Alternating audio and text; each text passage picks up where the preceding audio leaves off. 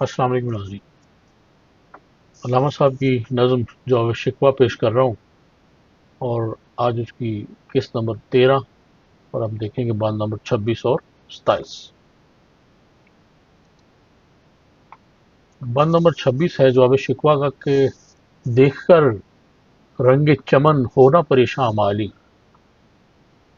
کوکب غنچہ سے شاہیں ہیں چمکنے والی،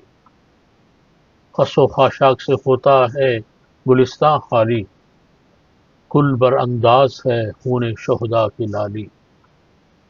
رنگ گردوں کا ذرا دیکھ تو عنابی ہے، یہ نکلتے ہوئے سورج کی افق تابی ہے۔ اور اگلا بند ہے کہ امتیں گلشن ہستی میں سمر چیدہ بھی ہیں، اور محروم ثمر بھی ہیں، خزاں دیدہ بھی ہیں، سینکڑوں نخل میں کحیدہ بھی بالیدہ بھی ہیں، سینکڑوں بطن چمن میں ابھی پوشیدہ بھی ہیں، نخل اسلام نمونہ ہے بروبندی کا، پھل ہے یہ سینکڑوں صدیوں کی چمن بندی کا۔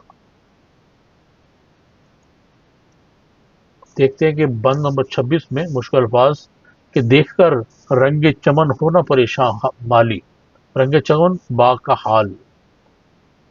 اور کوکب غنچہ، کوکب ستارہ، اور غنچہ ہوتا ہے گلدستہ پھولوں کا، کوکب غنچہ سے شاہیں ہیں چمکنے والی، اور خس و خاشاک سے ہوتا ہے گلستاں خالی، خس و خاشاک گھاس پھوس، اور گل بر انداز ہے خون شہدا کی لالی، گل بر انداز اپنے بدن پر پھول سمیٹے اور لپٹے ہوئے، خون شہدا شہیدوں کا خون، گردوں آسماں فلک، اور رنگ گردوں کا ذرا دیکھ تو عنابی ہے، عنابی مرون رنگ جو ہے اسی کو عنابی کہتے ہیں ہم۔ یہ نکلتے ہوئے سورج کی افق تابی ہے، یعنی افق جہاں پہ سورج غروب ہو رہا اور طلوع ہو رہا ہوتا ہے اس کو افق کہتے ہیں۔ اور بند نمبر 27 میں امتیں گلشن ہستی میں سمر چیدہ بھی ہیں، گلشن ہستی زندگی کا باغ یعنی زندگی، سمر چیدہ یعنی سمر پھلدار پھل چننے والی،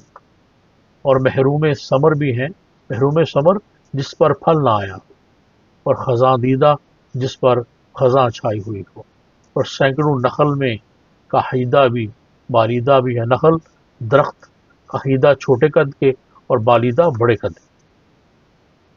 اور سینکڑوں بطن چمن میں ابھی پوشیدہ بھی ہیں، اور بطن چمن باغ کا پیٹ یعنی باغ کا دامن، سطح زمین کا وہ زرعی حصہ جس میں بیج بوتے ہیں یا پودے جو ہیں وہ دبائے جاتے ہیں، اور پوشیدہ چھپے ہوئے، نخل اسلام اسلام کا درخت، نخل اسلام نمونہ ہے بروبندی کا، بروبندی آہستہ آہستہ پھلدار ہونا، فروغ پانا، اور پھل ہے یہ سینکڑوں صدیوں کی چمن بندی، چمن جو ہے وہ کہتے ہیں باغ کو، اور بندی جو ہے بنانا یعنی کسی بھی چیز کا بنانا، چمن یعنی لگانا یا بنانا یا کسی اس کو کہا جا سکتا ہے، اسی کے معنوں میں اس کو لیتے ہیں۔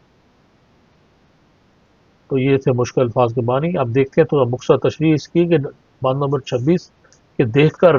رنگ چمن ہونا پریشاں مالی، کوکب اونچا سے شاہیں ہیں چمکنے والی،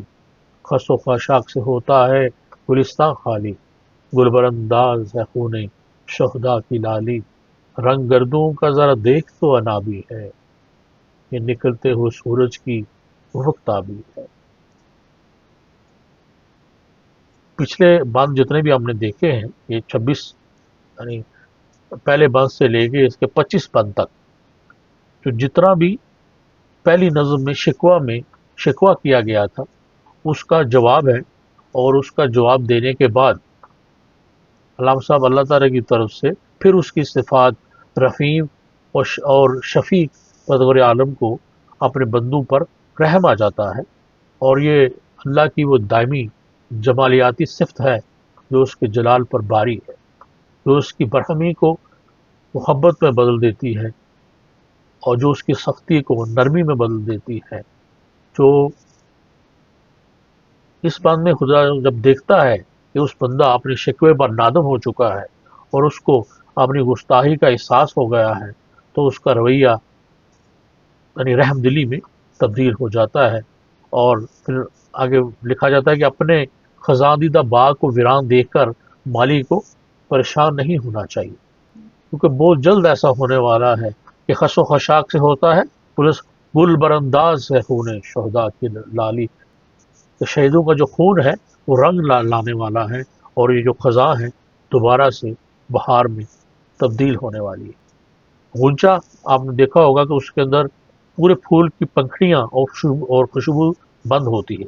اقبال نے اس غنچے کو ایک ستارے کے سے تشبیہ دی ہے، اور خدا کی طرف سے یہ لکھا ہے کہ یہ بند کلی اب کھلنے ہی والی ہے، اور اس سے نئی اور چمکتی ہوئی شاخیں ہی پھوٹنے والی ہیں۔ اس خزاں زیدہ باغ میں جو جاڑ اور جو گھاس پھوس اس میں خزان لا کر جمع کر دیا ہے اور سب اٹھایا جانے والا ہے، اور شہیدوں کے خون کی لالی اب گلاب کا سرخ پھول بن کر اور ایک نرالا اور خوشنما روپ دھارنے کو ہے۔ ذرا اپنے سامنے پھیلے ہوئے افق کی طرف نگاہ اٹھاؤ، اس کا رنگ سرخ اور عناب کی طرح ہو رہا ہے۔ یہ رنگ افق اس بات کی خوشخبری ہے کہ سورج نکلنے کو ہے، اور جب سورج نکلنے والا ہوتا ہے تو پہلی رات کی تاریکی رفتہ رفتہ کافور ہوتی ہے، پھر صبح کاذب کے آثار نظر آتے ہیں، اور بعد ازاں صبح صادق کا ظہور ہونے لگتا ہے۔ پھر جہاں سے آفتاب ابھرنے والا ہوتا ہے وہاں پر عنابی رنگ کی سرخی پھیل جاتی ہے، جس کے اندر سے عالم آفتاب ابھر کر ساری دنیا کو جگمگا دیتا ہے۔ اب دیکھتے ہیں باب نمبر 27 کہ امتیں گلشن ہستی میں ثمر چیدہ بھی ہیں، اور محروم ثمر بھی ہیں، خزاں دیدہ بھی ہیں۔ ایسی قومیں دنیا میں اور بھی ہیں جنہوں نے زندگی کے باغ سے پھل حاصل کیے، کئی وہ بھی ہیں جو بے ثمر رہیں، جن پر خزاں کا موسم طاری رہا، اور اس گلشن ہستی میں چھوٹے بڑے بہت سے درخت ہیں، بعض کی بلندی کم ہے اور بعض کی نہایت بلند ہے۔ سینکڑوں درخت ایسے بھی ہیں جو ابھی زمین کے پیڑ میں تو موجود ہیں لیکن